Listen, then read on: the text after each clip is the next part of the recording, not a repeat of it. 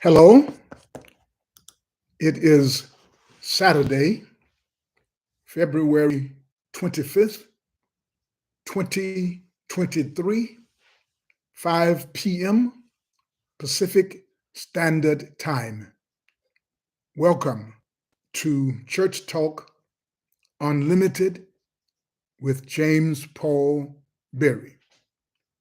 Thank the subscribers in Alabama, Florida, Tennessee, Texas, Oregon, Georgia, California, and all other places that are represented. Thanks to Marquise James Howard Allen for technical support. Thanks to Annette Berry, Donnie Walker, Willie Berry, Vonnie Seiler, and NDTL Records for financial support. My reason for being here on this channel, after much prayer and much consideration, is to talk. So let's talk. Let the church have a conversation about the church. Surely there are others who have ideas and questions about the church, about the methodologies, about the doctrines, about the dogma. So let's talk about these things and see if we are able to help each other. When I start these conversations, I try not to talk very long because I want those of you who are listening to be able to make a comment or ask a question if you'd like before I get off of the air. I don't want to take up all of the time, but I do want to initiate a conversation.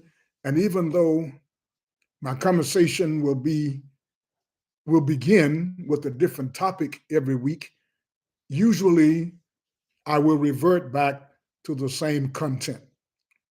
What can we do to better support our poor, especially the poor in our churches and other community organizations that are designed supposedly to help the community become stronger?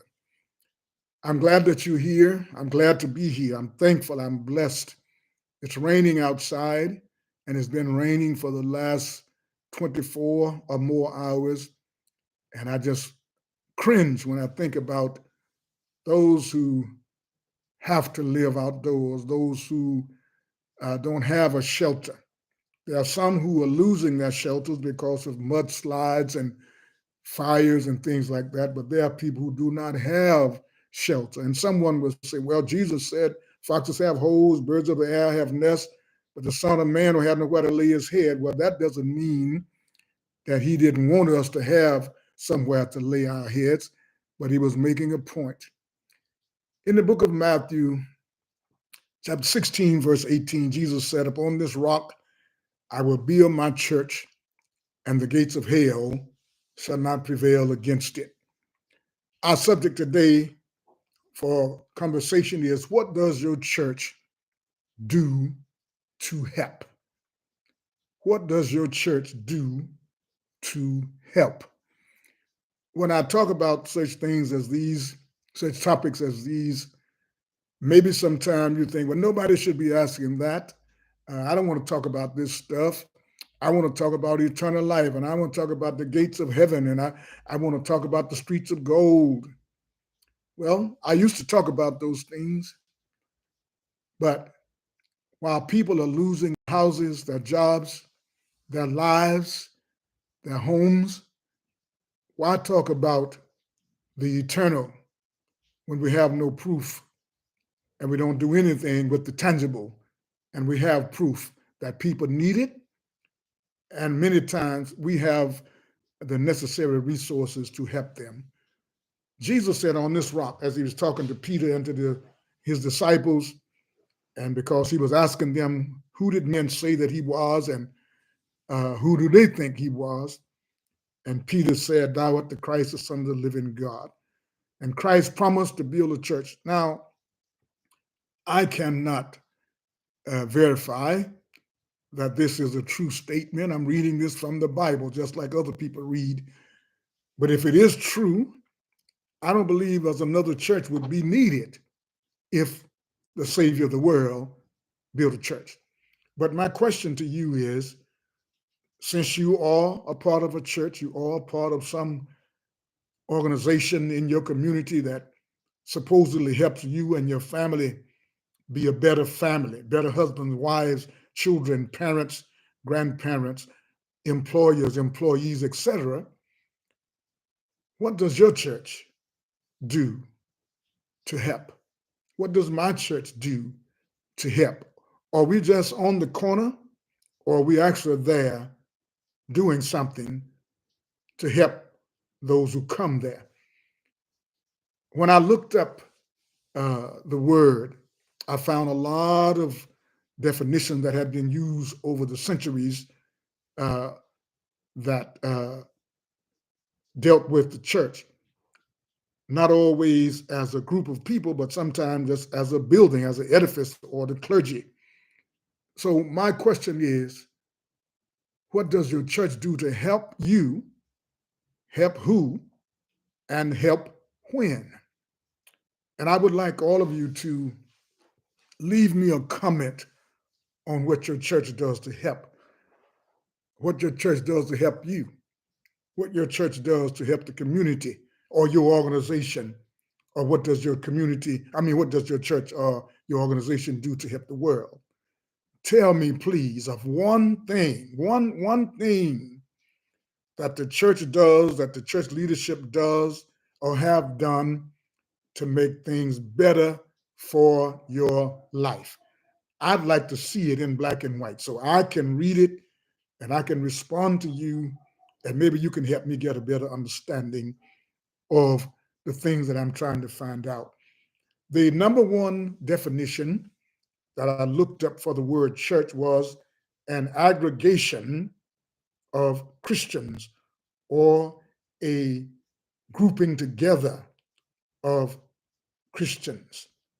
And the definition for help, the best one, the number one definition was, help is make it easier for someone to do something by offering one's services, or resources.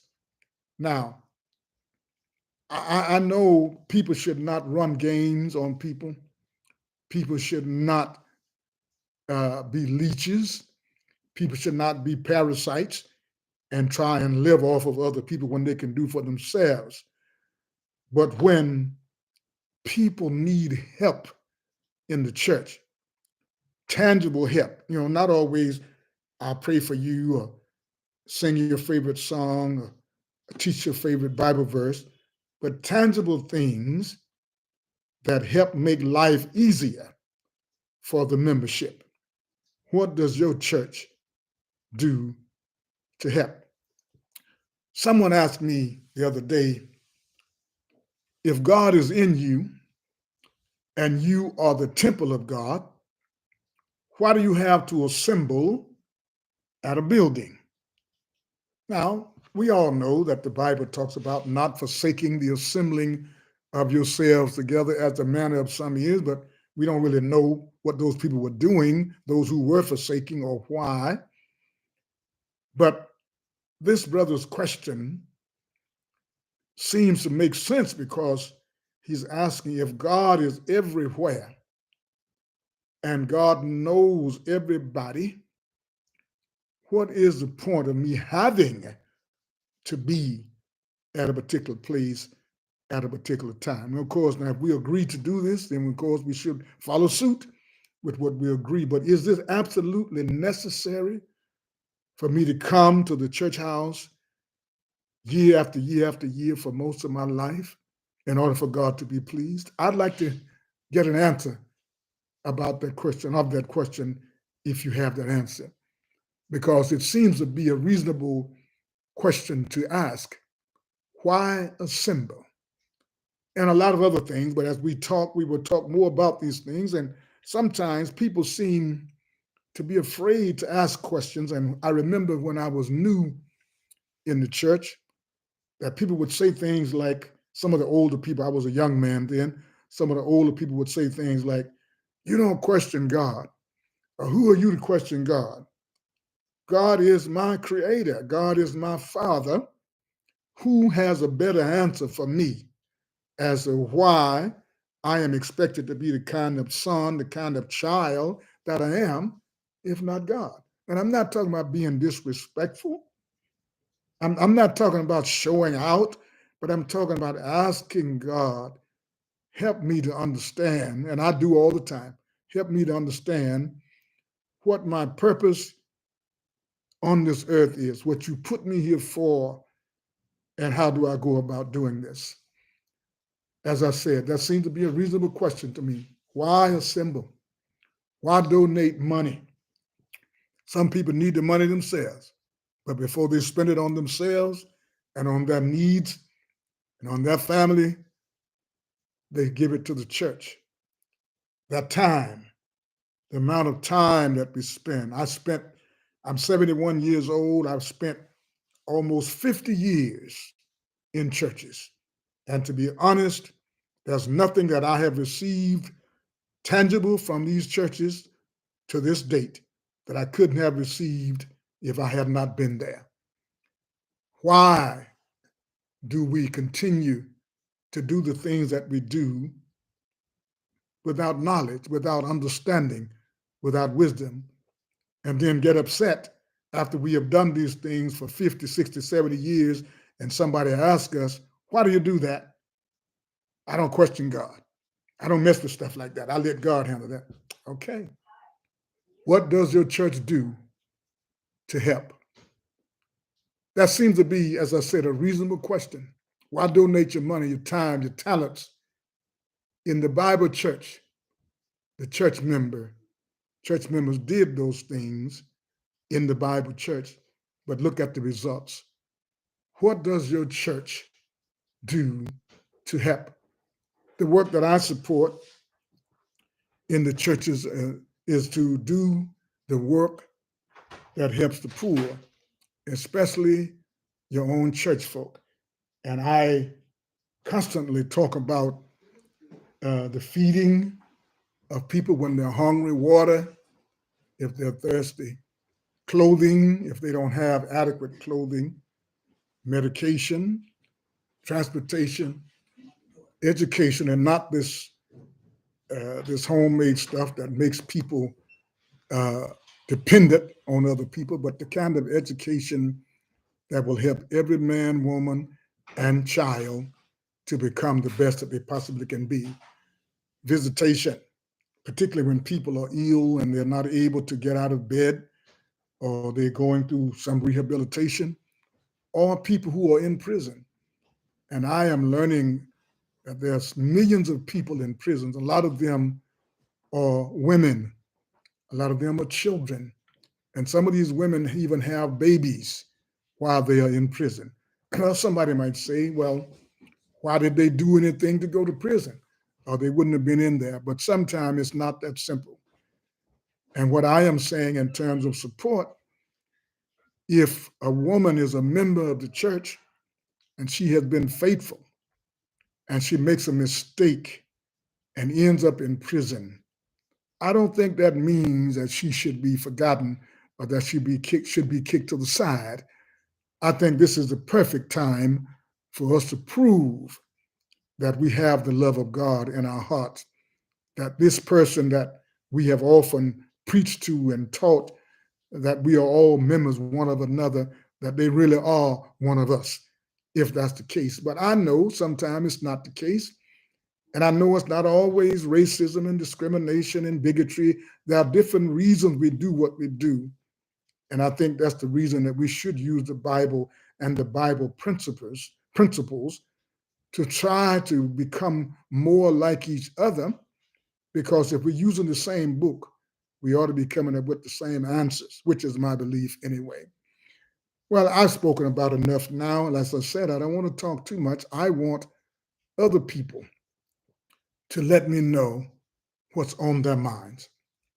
So I'm going to finish here and I'm going to look in the chat and see who's there and what they have to say. And we're going to talk with them for a while. Until the next time, I wish you love, peace, truth, freedom, and justice. And if you are a little leery about leaving a comment in the live chat, I understand. You may email me at the original church talk at gmail.com. Again, if you'd like to email me, you may do so at the original church talk at gmail.com. God bless you. We have Brother Dunny and Brother Willie today. Where is the membership when you really need? Didn't get all of that one, Brother Dummy. What's the reason for the assembly, or was this written to keep a majority of people in one place? Well, I certainly believe it was intended to keep certain people in one place, and particularly as I was reading the other day that the concept of these big church houses didn't even come into play until the fourth century. And the church that Christ said, I will build, according to the Bible and according to Bible scholars and religious history scholars, that those buildings didn't even become about until the fourth century. So this is sort of a modern thing, keeping people in one place, and sort of you show up here and we will supply what you need so you can go back and do what you're doing out there. But in the first century, the church was going from place to place. They were going from door to door. They had churches in small churches and houses, and they served the best they could there. And sometimes they would go other places, and they would share what they had with others as needed. So I do believe that there is somewhat of a conspiracy to keep people somewhat secured, and almost like the Judas goat thing, where the goat has everybody following him, and he gets a chance to escape destruction, and they continue to go on. But I look forward to hearing some feedback from this in the near future. Willie, one thing I look for in a church is open-mindedness. Thank you. Concerning the Bible. Oh, that's a wonderful statement. Knowing that this is the supposed inspired words of God, but written and translated by men, taking care of tangible needs. Very good. I appreciate that, because I study the Bible, and I've been studying the Bible for over 40 years, 48 years. And my mama and my daddy and grandmother and aunties, they taught me about the Bible when I was a little boy. So I've been looking at these things for a long time, but not always having the opportunity or being allowed, being given permission to say, why is that in the Bible? Why can't we do this instead of that? And without somebody jumping down your throat about it and trying to come up with the right answer for that question. Taking care of tangible needs. How can we live to take care of the spiritual needs if we don't take care of the tangible needs? When we look at our cities, most of our cities have a dilapidated area. Most of our cities, all over the earth. And when you look at governments, they have all this money that they spend on different things and all these programs that they come up with. But year after year after year, decades after promises, the communities get worse. Right now, there are young people out on the streets. Maybe they are drug addicts. I don't know. Maybe they got kicked out of their home because they didn't listen to their parents. I don't know. But I'm saying I know that they are out on the streets. And all of them are not drug addicts. All of them are not alcoholics. All of them are not lawbreakers. Some of them were in the wrong place at the wrong time, and they got caught up in something. Some of them weren't able to post their bail, on and on and on. Some of them had unpaid fines, all the human things that go on. And I understand because I am a human. I suffer things in this world, weaknesses, the kinds of things that I can't do for myself, that I need others to work with me. I understand that. And that's what I'm praying for and I'm talking for, so that we will stop looking at the reason for us not to work together to make our communities better, but to look to each other, to talk to each other, and know that not one person has all of the answers. And stop trying to get one Black person to speak for everybody. Nobody speaks for everybody. We all have a voice. What does your church help you to do? Sure, they will hand out food and drinks, clothing, but not have room to come out of the cold. We have got to do a better job. How do I know that? That's what's in my head. We have got to do a better job. I have been homeless several times. I had a car that made me a little less at risk in terms of being out in the elements, but I was there. I didn't have my own place, and that is humiliating. And particularly if you consider yourself a child of God, you consider yourself a faithful child of God, everybody else is getting a place to live but you. Maybe it's your fault. Maybe it's your fault, but I want you all to talk to me about it and help me to understand. I thank you so much, Willie and Donnie, for being here. I guess you guys have had your say of all that you want to say. I really do appreciate you being here always. And those of you who might be just sitting there listening, trying to figure out what is this man talking about and why, and if you would like to be caught a part of this conversation, I hope you will at some time, because I'll be gone after a while. I'll be gone, and so will you. So if we're going to do something, as the Bible says on one occasion, today is the day of salvation. Now is the acceptable time. See you next time. God bless you. Blessings.